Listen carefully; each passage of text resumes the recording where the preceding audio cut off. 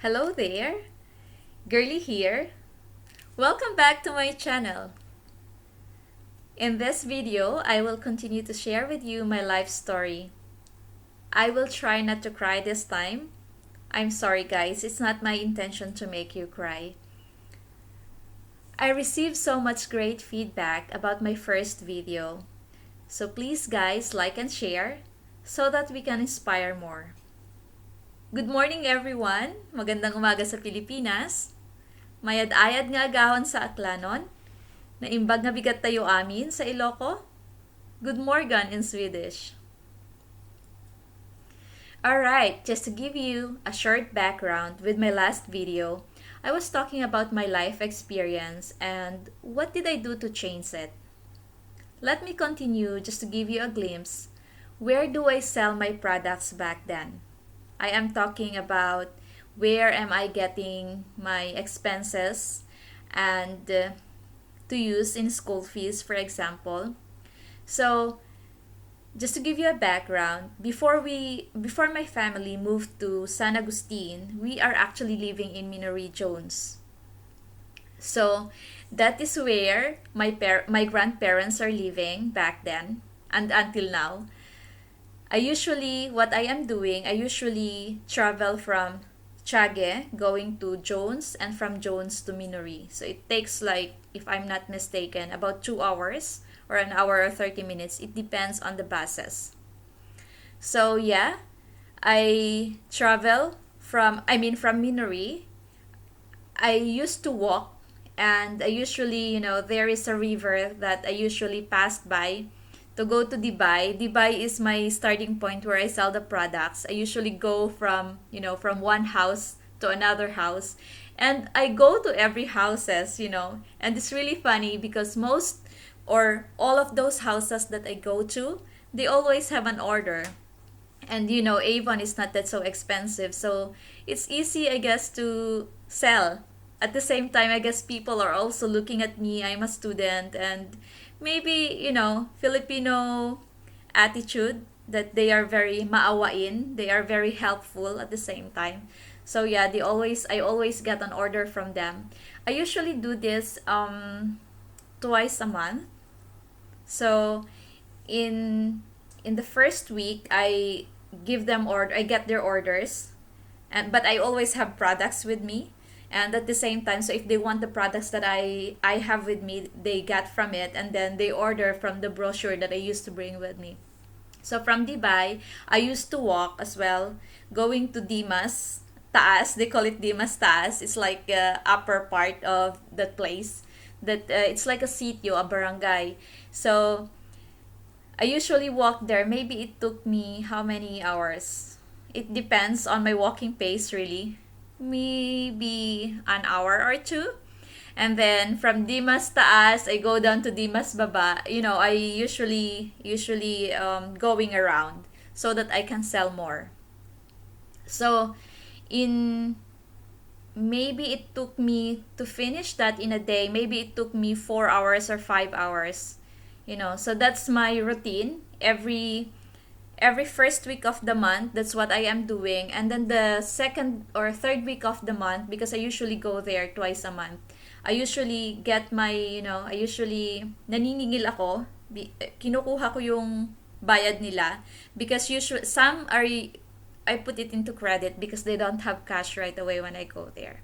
So, uutangin muna nila and then babayaran nila the second time I go there.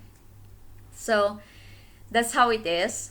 But I really enjoy it, because iba talaga kapag pinagpaguran mo. Alam mo yon, yung satisfaction ko noon, I could still feel it right now. Nagbabalik tanaw. I'm looking back in the past. So, that's what I usually do before. But I am really grateful that aside from, doing sales at the same time, I remember my late grandfather and my grandmother, they are also helping me at the same time. So for example, if I have some big finances or some big tuition fees or some big, how could I say, may bayarin ako sa school, for example, na medyo malaki, they actually give me some money as well to help me. So I'm so grateful. I love them so much, my grandparents in my mother's side. They really helped me a lot. And aside from that also, I remember that aside from selling on that barangay, I also sell to my classmates and my teachers. Shout out to Dr. Neri Batuon. Or yeah, she always got some orders from me as well. I really loved her. She is really nice and strict at the same time. I learned a lot from her. So, yeah, there are so many people also who helped me in my studies back then. One of them, I consider her as my second mom actually, and she considered me as her daughter because I could see how she treats me. She treats me really nice, you know. I really loved her. Shout out to Dr. Teresita Domingo. Love her so much. I have so much good memories in my college life, both actually good and bad. And I have great friends as well who motivates me in my studies. My parents are also the reason why I really make sure that I could give them, I make sure that I could finish my education so that I could also give back to them. And that's why if I look back at my past, I am thinking so much, if I did not do those stuff before, where do I think, I am thinking, nasaan kaya ako ngayon kung hindi ko ginawa lahat yung mga yon, yung mga sacrifices na yon. I really thank God. I have been praying actually for, sa mga struggles ko noon na sometimes we are not, of course I am very positive, but there are times also na napanghihinaan tayo ng loob, hindi ba? So, this also helped me to think ahead, thinking that pag nagkaroon ako ng family in the future, paano kaya ang magiging pamilya ko? So, now that I have my own family, I am really thinking, and I've been watching actually inspirational talk from Dean Graziosi, and I'm part of his workshop as well. He said in one of his talks that enough is enough. And before even before I watch him, I actually, think about this before, that I, of course, since I had gone so much, struggle in my life before, I don't like my kids to experience this. So I said to myself that, and even to my sisters, I am telling them that we should really stop this because our children deserves better. So I want, in my own family, I want my children to choose what they want, to do what they want in the future, not thinking of us. We millennial parents should not think our children as our security. We should give them the best of life. I that's my promise to my children. I want to give them the best of life. So I want them, so I said earlier, I want them to enjoy life and achieve their dreams without thinking of stuff like I have to do this for my parents. I want them to decide for themselves. I want them to have their vacations if they can, and spend their own money. I remember one of my classmates told me before, he said to me that, you know what? He said to me, if you are born poor, it's okay. But if you are not, but if you die poor, it's your fault. It means that you didn't do anything to change your life. That, when he said that to me before, I was like, I really agree, I really agree with what he said.